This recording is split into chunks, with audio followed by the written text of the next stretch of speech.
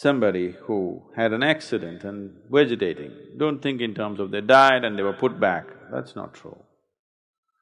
It is just that it might have so happened that the life force is so shocked, it is more projected outward than inward, making a decision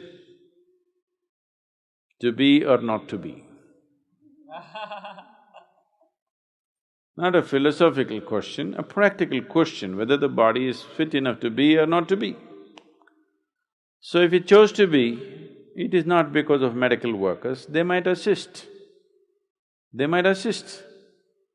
But it is the life which decides to stay because body is still hospitable. Maybe the medical workers make the body little more hospitable than what it would have been without their help. Very much possible.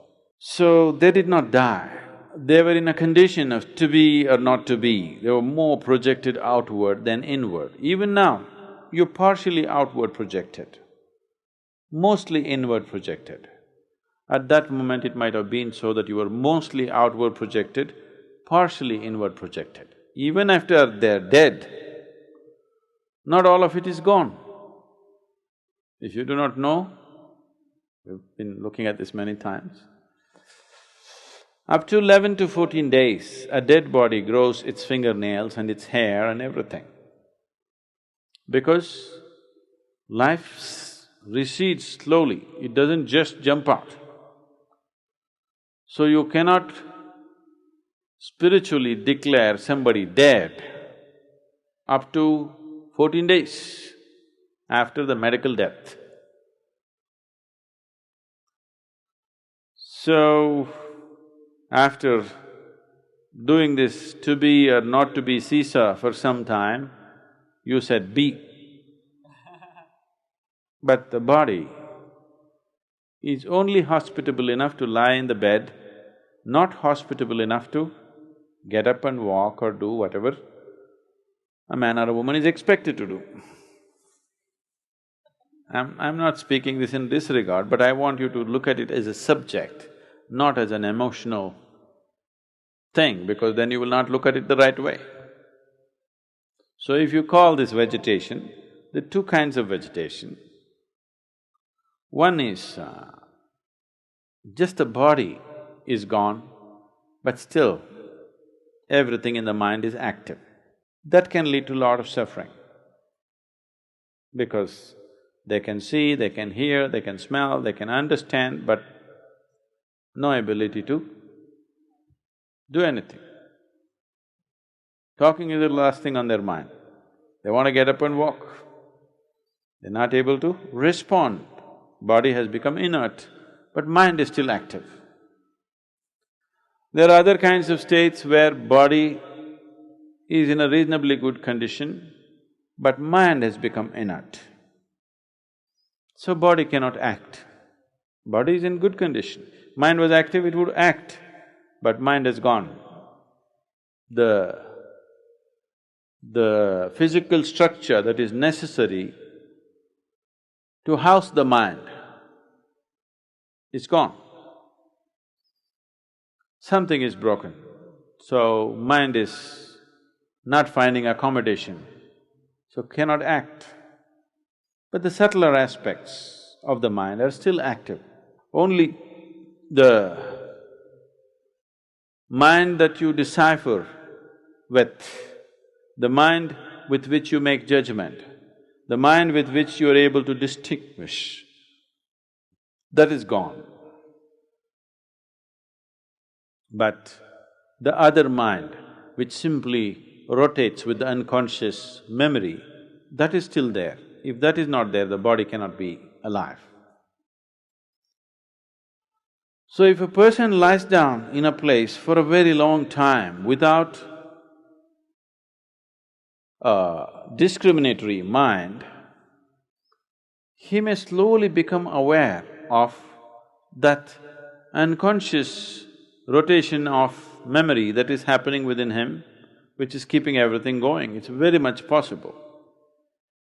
I haven't spent enough time with such people. Once or twice when I saw I felt there was something happening.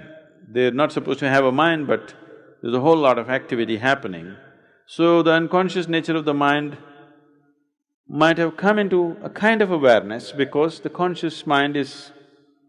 the distinguishable mind is gone, so the other part may become apparent, which normally most people are not conscious of. So there may be no active suffering, but there may be some kind of a dazed state which many human beings enjoy very much. Why people want to drink, why they want to drug, why they want to remain in the bed after the sun has come up is they like that. And why they want to meditate.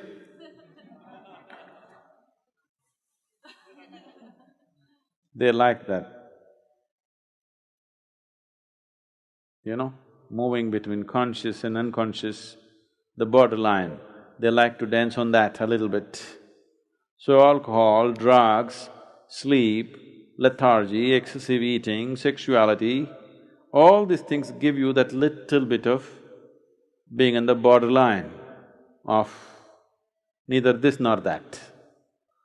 So actually, if his mind is just… the discriminatory mind is just shut out, actually he may be in a very good place, just hanging out. No hassle, no work to do, no nothing. If you keep his body comfortable, if you make sure he's not getting bed sores and this and that, actually he may be in a very comfortable space. The only one who suffers is… really suffers is, body has become a vegetable, mind is fully alert and active. Now this one will suffer unless he also comes to terms and becomes very meditative within himself. If he arrives at such a thing, it can become a great place for him spiritually. Because now all these people's problem is, now they're all able to sit and meditate for hours. Their only problem is the goddamn legs and their back. If they didn't have this, they would sit like this for days, isn't it? So those problems have been removed for him.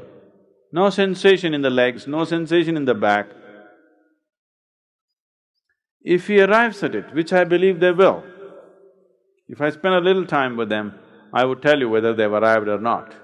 If they arrive at it, it can be most productive spiritually. No body, but an alert mind, wow. It's a meditator's dream. Isn't it? Body is the one that's bothering you, isn't it? Initial phases, mind is the torture, but once you deal with it, the only problem is, this is the only thing. You didn't have a body, an alert mind. It's a very good thing, but lot of human beings may suffer that terribly because their whole life has been always comparing themselves with somebody else. Somebody is walking, so they'll suffer. Somebody is talking, so they'll suffer. They can't walk, they can't talk, they can't do what somebody else is doing, so they'll suffer. Even now, when everything is well also people are suffering because somebody has 1,000,000 which they don't have, they're suffering. Somebody has that, they don't have, they're suffering, isn't it? So that same pattern may continue with them. If they get out of that pattern, actually, it can be a really fantastic place to be. No body problems, mind is fully alert. We could initiate them. I'm not saying this with any disregard for their condition. Actually, it can work out very well for him. If nothing else can be done by the medical professionals, it could work out phenomenally well for them. Just lying down, constantly alert mind, it could do wonders. I'm talking in this vein because I'm only looking at no matter what the hell happens to your life, you must know how to make it into an advantage. not into your disadvantage. Because what may happen to you is not 100% controlled by you, but what you make out of it is 100% yours, isn't it? So if such a thing happened, let's make a capital out of that also.